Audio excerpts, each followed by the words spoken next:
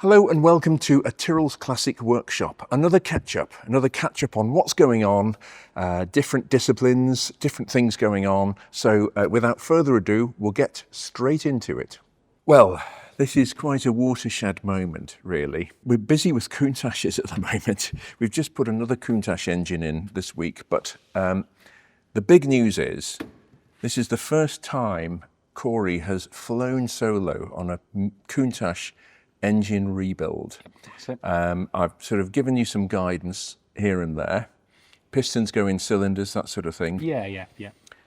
And the end result is the engine is back in the car. You've been connecting it up post-rebuild. We've done everything.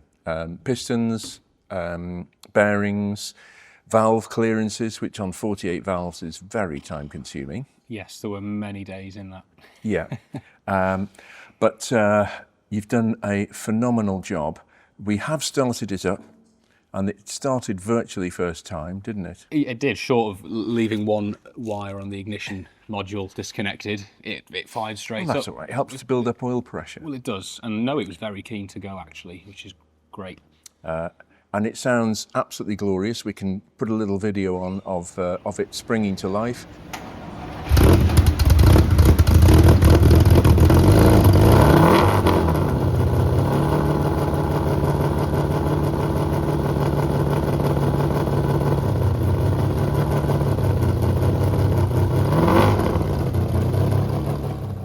And I can only say, Corey, you've done an absolutely beautiful job here. Thank you, appreciate I'm it. absolutely delighted.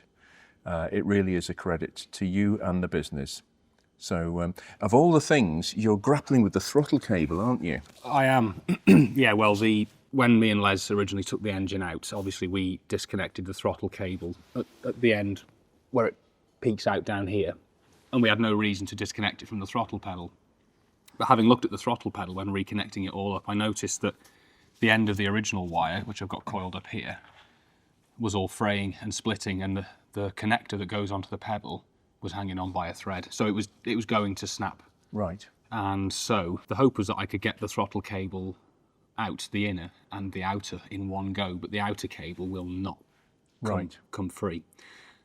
So I pulled the inner cable away and found a solution that I think will work while retaining the old outer cable. I know this sounds a bit confusing, but... No, I mean, it makes perfect sense to keep the outer cable in situ. Because it follows that original routing, doesn't it? It's the most natural route for that cable to and flow. we can feed the new cable through it. We can, and so I've managed to find some slightly thinner steel wound cable that I used on the window mechanisms of the Espadas that we have. Let's have a look at the other cable. Yeah. And so this slightly thinner cable was quite easy to feed through the old outer cable. Right. And so what I've managed to do is retain the old fitment and engineer in a solution at that end, which allows me to attach it to this cable. Right. In simple terms, which is what I'm nearly finished doing now. The reason we can get away with using a slightly thinner cable, and this is a matter of professional discretion, really, for want of a better way of putting it, we've got, on this engine, as on the Diablos, this is a US spec car, actually, with the K-Jetronic injection, one metering head or fuel distributor for each bank. And that means, all that to say, this car has only got two throttles, one here and one there, whereas normal Countach is the rest of world version with the 6-down draft carburetors. You're actually working 12 throttles with the ensuing spring loading to make sure they all return to their idle setting. So we haven't got anything like the spring resistance that we would have had. Nowhere near. And we know this cable's strong because when I've set up the window mechanisms on the Espadas, they go through all sorts of pulleys and they're set very, very tight. And it is extremely strong, this cable. And it can take that contour as well. But yeah, you're right, that there is nowhere near as much tension on that as the rest of world cars. We'll give it a rigorous test when you got it back together. So we've been working to a bit of a deadline on this. It's going to some events. It is. And so I shall detain you no longer. This is fabulous work. I'm delighted with this, Corey. Good. Really am. It was the race was on between this and a white Countach as to which one got over the line first, but it was neck and neck. It was. I think Marcus fired his up about an hour before mine. Yeah, you know, it was so close, I couldn't believe it. Well done, Corey. Lovely. Very Thanks, well Ian. done. Cheers. Very proud of you. Thank you. Well, once again, with a certain air of inevitability, we find ourselves in Craig's Corner. Now, this is a very interesting lesson for those who are into automotive history. These are the seats out of a 1967 Lamborghini 400 GT 2+2, and this colour is usually called tobacco, but it gets more complicated than that, because this, we discovered when we took the seats out, Yes. is actually pigskin, which was a very rare and very exotic sort of extra that you could have on your Lamborghini. Got to apologise for the biblical rain we're having here at the moment, actually, as well. The net result is we've done some detective work into this, Yes. and actually it's not pigskin at all. It's pig green. So it runs through a special process, and it's actually cowhide. Yeah, and it's given that process to make it look like the pores of your skin, really. Yes. Yes, isn't Where the it? follicles. Yes, the The follicles. Yes. them follicles. Yes. Yeah, exactly. What happens as well is when people recolonise the seats, in other words, paint them, Yeah. you lose the pores, so it becomes smooth like other leather. But these seats started off as a bit of a, because this is collapsed, hasn't it? Yes. Well, that. This is the one I've taken apart, and I've had to restuff. So took the cover off, and then had to restuff the flutes, because there's foam inside the flutes, and there wasn't any anymore. It was just completely, empty. So I cut them at either end, and then first of all I put foam in to see if that was right, but it just wasn't, because you just couldn't get it to start. It was still, because it's quite tough as well, obviously, because it's quite old. It was just squashing the foam down. So I ended up putting wadding in there, which has given us a better result, really, and more of a shape. So because there's the world of difference between that and that. Yes. These are the same part from the same car, and that one has collapsed, hasn't it? yes, yeah, And this one has. They're essentially flat. there's nothing there. There's nothing in there anymore. Yeah. There's they were just hollow, Right. really. So And you've put new foam in there, which Yes, has made yeah. them sort of convex, yes, yeah, and as they would have been when it was new. And the whole thing, I mean, it's that's all, I'm almost through to the table there, it's just got and that's no stuffing in that. Yeah, so absolutely yeah. yes. And okay, I know. oh dear, sorry, So, apologies. so there's dust and the dust used to be foam Absolutely. So this is another bit that you've done. Yes. This is the original leather. from the cushion. Yes. So yes, and that again. This is the untouched cushion, isn't it? yeah, And you can see these are flat, and that one, these are beautifully yes, convex. Okay, so this is, but the net result is pigskin isn't pigskin at all. I've been working with Jonathan and Ben Connolly, and this is the closest they can concoct. This is a Maserati grain. In the 1960s, Connolly supplied Ferrari, Maserati and Lamborghini, and they all had, Enzo Ferrari, for example, insisted, apparently, that Maserati had a different grain of leather to his, which didn't look as nice, because he was the biggest kid on the block, I guess. yeah, So they have come up with this, which, as usual, smells absolutely it's sensational. And this colour is the closest in grain and shade that we can get. And that is the remnants of... that's the border which we're going to keep. But this is so that's how damaged the cushion that goes with that one was. So as you can see, there's a tear there. I've had to put leather on the back so that I've got a good pattern to use for that sort of horseshoe there, which fits there. So okay, and this was the reason all this is happening, is because when we took the seats out, it was cracking and falling apart, which it's entitled to do after whatever it is, a very long time. Okay, and we're going to because this stretches, Yes. and then we're going to use that, which is the closest we can get to this. I know, and we're going to have to. Yeah, exactly. You don't because you don't want to erase everything. You'd end up doing new seats then, Will it and be a it's complete just retrim? it's just a complete shame, and then it Yes. doesn't look like anything else in the car. Yes, It may as well be out of another car. Really, exactly. So, But this has got the pause still in it.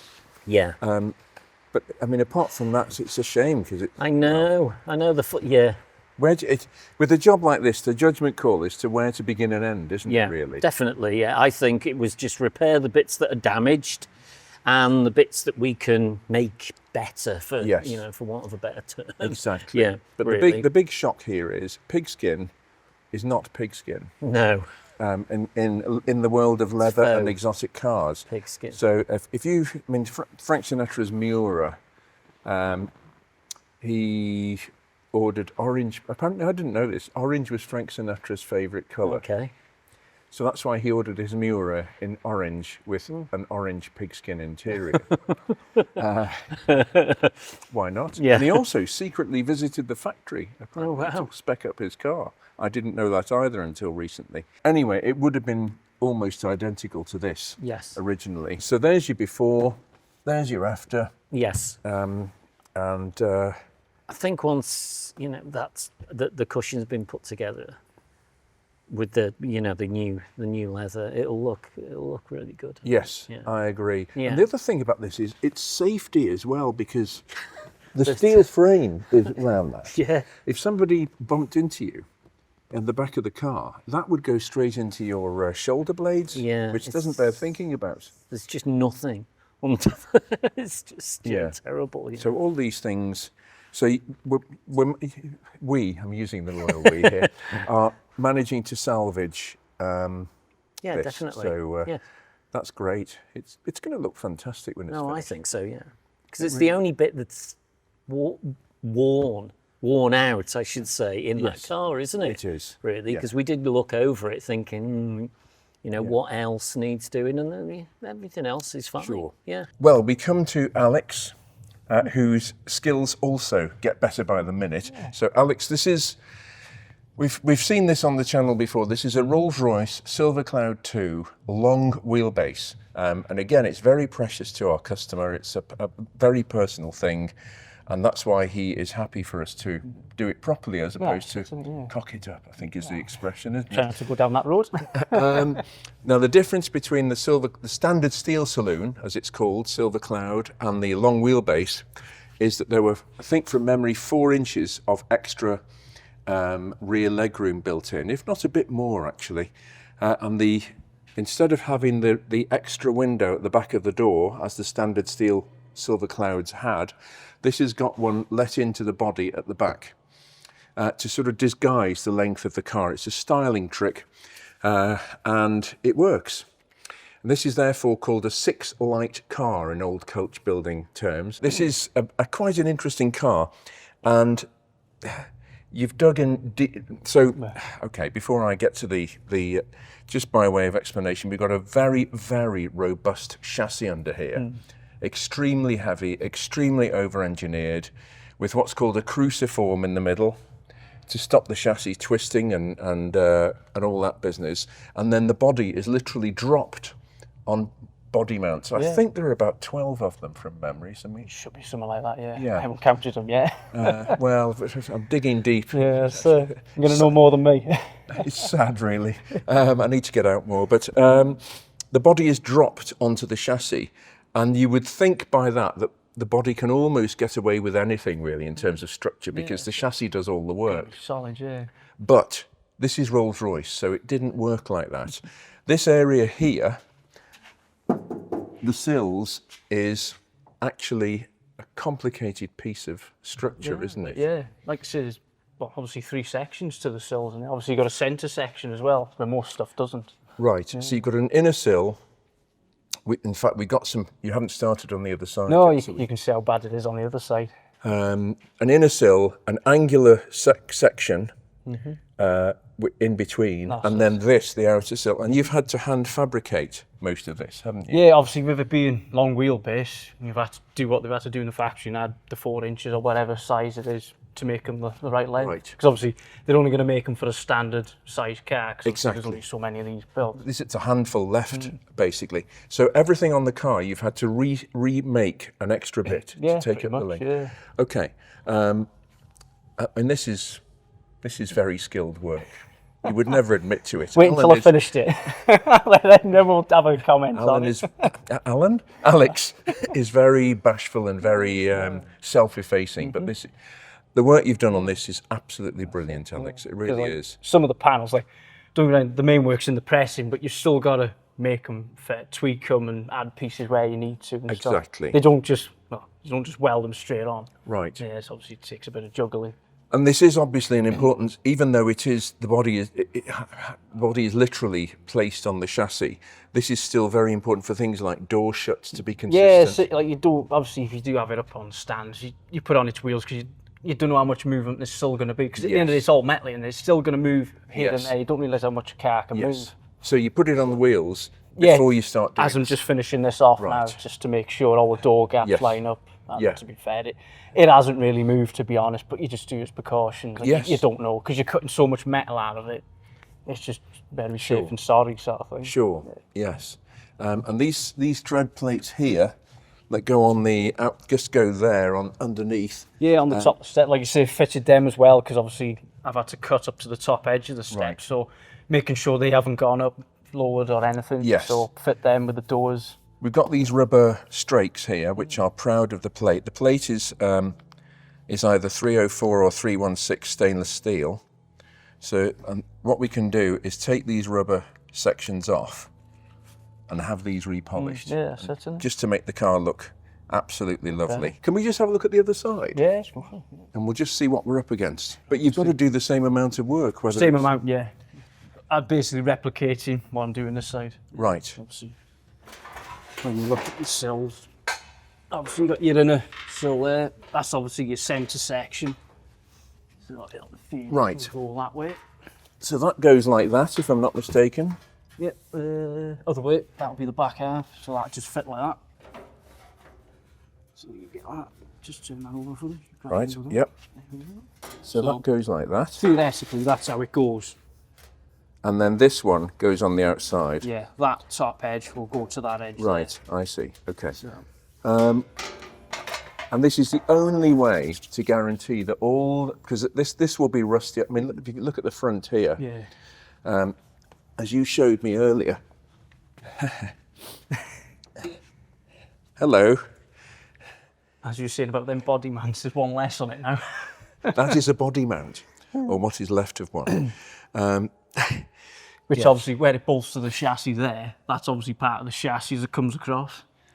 So I've actually got to weld the outrigger off the chassis as well to put that back on. Right. Yeah. And these are shimmed up to the correct height so that the body sort of sits correctly. But if you look at this, I mean, this is ripe as you like. And that will be right through to here, basically, with rust, won't it? Which is why we've got, and all these you've got to actually make sections up to lengthen 4 inches. Yeah, pretty much, yeah. So doing where the places I need to. And only by potluck, I lengthen the inner sill where they actually lengthen the doorstep. So that was just potluck for lengthening it. Okay. So. And I'm going to go back round this side. Poor Mikey's being, trying to keep up with us on the camera here. Now this bit here, this lump of gorgeousness, you've made this, haven't you, basically? Half of it, yeah. I got another piece there on the other side just to show you why I've had to make half of it. Obviously because of the press panel. But when you offer that up now, you see how much difference is on that top edge. Oh, yes. So that was the reason why I've had to make it. Because obviously you ain't gonna dress the metal that much to bring that top edge up because you'd be ruining, just knacker the piece up. So just cut it there on that. And then I made that section there and all this to come round. Right. So obviously that there is just the original piece left. Right, I see. And can you show us where that goes on the car? Are you ready for this? Obviously when it's all welded up, it'll be up against that like that. Isn't that beautiful? Just finishes that edge off. Absolutely fantastic. So there's still a little bit of tweaking left to do, but it's not far off now. Well, I mean, you're just chuntering away here. Yeah, that's it. Like you say. But that's where the time goes in stuff like this, yes. stuff like that. Well, these were hand-built cars. We're sort of doing what they did when they were new. Yeah. And everything, again, has to be lengthened to take into account the long wheelbase. This car is getting a real birthday. It really is. This is going to be good for another. By the time we've wax injected the cavities. Oh yeah, you put all like wax, all cavity wax in there, and I've painted inside there. Obviously, we're not when I'm welding, but the majority of the sill, about that much, I've painted inside as well, so it gives it better protection. Right. Got a fighting chance then. Yes. I mean, this is, what is it? 60 years old.